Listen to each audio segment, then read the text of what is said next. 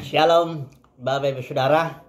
Renungan kita hari ini adalah mengenai perjuangan bangsa Israel untuk melewati padang gurun dan meraih warisan mereka, yaitu tanah perjanjian.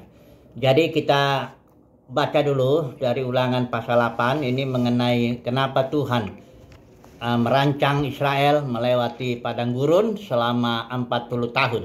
Mari saya baca Ulangan pasal 8 ayat yang kedua sampai ketiga, ini versi ILT. Dan engkau harus mengingat seluruh perjalanan di padang gurun yang Yahweh Elohimmu telah menuntunmu selama 40 tahun ini. Dengan maksud, ini dia, merendahkan hatimu dan menguji engkau untuk mengetahui apa yang ada di dalam hatimu. Apakah engkau akan memelihara perintah-perintahnya atau tidak. Dan dia telah merendahkan hatimu, membiarkan engkau lapar, dan membuat engkau makan mana yang tidak engkau kenal, bahkan leluhurmu pun tidak. Untuk membuat engkau mengerti bahwa manusia hidup bukan dari roti saja, tetapi dari segala sesuatu yang keluar dari mulut Yahweh. Jadi ada 3 setidaknya maksud Tuhan kenapa Israel harus melewati 40 tahun padang gurun. Nah, yang pertama untuk merendahkan hati mereka. Yang kedua untuk menguji mereka. Apa yang ada dalam hati mereka. Apakah mereka mau taat Tuhan atau tidak. Yang ketiga, ini yang kedua tadi. Yang ketiga itu untuk membuat mereka mengerti prinsip firman Tuhan. Yaitu bahwa manusia hidup bukan dari roti jasmani saja, tapi dari setiap firman yang keluar dari mulut Yahweh. Jadi ada maksud Tuhan untuk seluruh Israel ya, 40 tahun itu.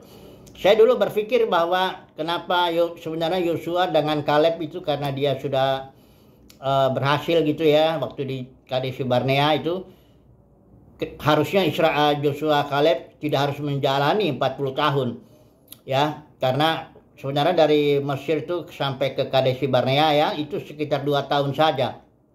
Dan ketika 12 pengintai itu yang mengintai itu, Yosua Kaleb itu memberi laporan yang benar. Saya pikir ya Yosua Kaleb seharusnya sih nggak harus tambah 38 tahun. Itu hanya korban aja dia gara-gara Israel nggak taat, dia jadi terpaksa ikut. Tapi setelah saya lihat ayat ini, emang ternyata sekalipun Yosua dan Kaleb itu memang dia memiliki hati yang sungguh-sungguh berbeda jiwanya dengan yang lain, generasi pertama itu, tetapi dia tetap juga harus melalui padang gurun 40 tahun. Dengan maksud tetap ini, Yosua dan Kaleb tetap harus supaya direndahkan hatinya, supaya diuji, dan supaya dia mengenal prinsip firman Tuhan, bahwa manusia hidup bukan dari roti saja, tapi dari setiap firman. Nah, kasus Musa itu yang lain ya, karena Musa itu gagal masuk ke tanah perjanjian, warisannya, itu karena dia memukul batu, hatinya pahit, dia teledor dengan kata-katanya, kitab Mazmur bilang begitu. Tapi itu kasus yang lain, karena Musa nggak boleh disamakan dengan generasi pertama yang bersungut-sungut, berontak, apa semuanya itu nggak bisa. Karena Musa bagaimanapun itu bisa disebut dia bapak bangsa Israel itu, karena dia yang memperanakan ya, membawa bangsa Israel ke Sinai, dia membuat Israel mengikat perjanjian dengan Yahweh. Jadi nggak bisa disamakan ya. Nah, sekarang mari kita coba dulu aplikasikan kepada diri kita. Sebenarnya warisan gereja itu apa? Warisan gereja itu, ada sebagian orang sih inginnya ke surga sana, yang nunjau di sana, jalannya emas, yang nyanyi, tapi itu bukan warisan kita. Warisan kita itu adalah kepenuhan Kristus, menerima Roh Kudus sebagaimana yang Yesus terima pada waktu dia melayani di bumi. Ya, roh yang tak terbatas ya. Kita mengalami pencurahan roh itu ketika kedatangan Tuhan, dan juga kita mendapat tubuh yang baru ya. Untuk apa? Untuk bisa melayani di muka bumi ini bersama dengan Kristus pemenang ya, bersama dengan gereja pemenang, kita melayani di bumi ini, menaklukkan segala sesuatu di bumi ini, agar bumi ini bergerak menuju bumi yang baru dan langit yang baru juga, dan Bapa bisa menjadi semua dalam semua. Bapa bisa mengekspresikan dirinya ya, kemuliaannya semuanya ya di dalam semua manusia dan melalui semua manusia. Itu warisan kita ya. Jadi saudaraku, tapi firman Tuhan bilang kita harus melewati 40 tahun padang gurun ya, untuk bisa meraih warisan kita. Nah, kita mau belajar dari Kaleb ya. Dia memiliki spirit yang beda ya, jiwa yang beda, kita tahu ya.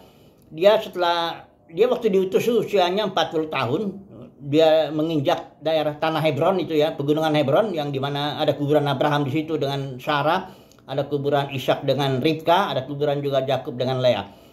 Dia injak itu 40 tahun itu waktu usia 40, dan kemudian bukan terpaksa ya, memang dia harus melewati padang gurun dulu 40 tahun. Sudah gitu sekitar dia 85 tahun barulah dia kembali menginjak itu tanah itu, pegunungan Hebron. Nah, mari kita melihat perkataannya ini. Saya sangat apa ya, dimotivasi ya dengan perkataan Kaleb ini setelah dia usia 85 berarti itu ya. Dia mau raih warisannya itu ya, pegunungan Hebron yang pernah diinjaknya pada waktu usia dia 40 tahun. Dia bilang begini ya. Ini barangkali ini juga sebagai ayat penutup ini. Yosua 14 ayat 9 sampai bagian bawah itu ya, ayat yang ke-12. Sehingga semuanya kita baca ya. Pada waktu itu Musa bersumpah, katanya, sesungguhnya tanah yang diinjak oleh kakimu itu akan menjadi milik pusakamu dan anak-anakmu sampai selama-lamanya. Ayat 10. Jadi sekarang sesungguhnya Tuhan telah memelihara hidupku seperti yang dijanjikannya ya. Ini sudah 45 tahun lamanya sejak diucapkan Tuhan firman itu. Jadi sekarang dia masih udah 85. Ayat 11. Pada waktu ini aku masih sama kuat, kata Kaleb ya, seperti pada waktu aku disuruh Musa dan seterusnya. Kemudian dia bilang pada Yosuanya, berikanlah kepadaku pegunungan yang dijanjikan Tuhan pada waktu itu. Terus dia bilang begini, sebab engkau sendiri mendengar pada waktu itu bahwa di sana ada orang enak. Ini orang enak, ini keturunan raksasa, ini sisa-sisa keturunan raksasa, besar-besar sekali mereka ini badannya. Dengan kota-kota yang besar dan berkubu, mungkin Tuhan menyertai aku sehingga aku menghalau mereka seperti yang difirmankan Tuhan. Nah, ini luar biasa Yosua ya. Kaleb ini. Dia tetap memelihara imannya, dia tetap memelihara kekuatannya. Dia bilang, aku masih sama kuat. Dulu 40, sekarang 85, masih sama kuat untuk meraih warisan yang Tuhan berikan itu, pegunungan Hebron ya. Nah, ini mari kita belajar ya, saudaraku, saat ini ya, kita harus melewati 40 tahun padang gurun. Semua kita, mau kita hatinya kayak Kaleb, kayak Yosua, atau kayak generasi pertama, semuanya. Hanya bedanya kalau generasi pertama melewati 40 tahun ya untuk mati di situ ya. Jadi udah bergelimpangan lah mayat-mayat mereka di padang gurun, nggak masuk sampai ke tanah perjanjian.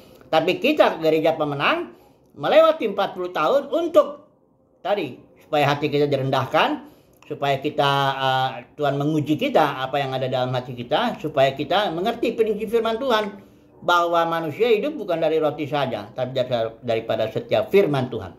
Jadi kita harus lewati dulu itu. Jadi hari ini mari kita semangat lewatin 40 tahun padang gurun kita ya. Kerjakan semua tugas yang Tuhan berikan, entah kerja tugas rumah tangga, entah tugas pekerjaan, bisnis atau pelayanan, apapun juga itu. Kerjakan dengan setia, selesaikan itu. Jaga juga badan ya, kesehatan ya, supaya jangan menyusahkan orang ya. Kita harus jaga juga badan kita. Dan nanti kita akan raih warisan kita ya. Seperti Kaleb, kita harus punya pelihara iman itu.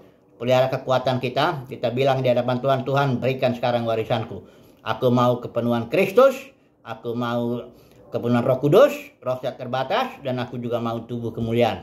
Agar aku bisa melayani bersama dengan Engkau di muka bumi ini.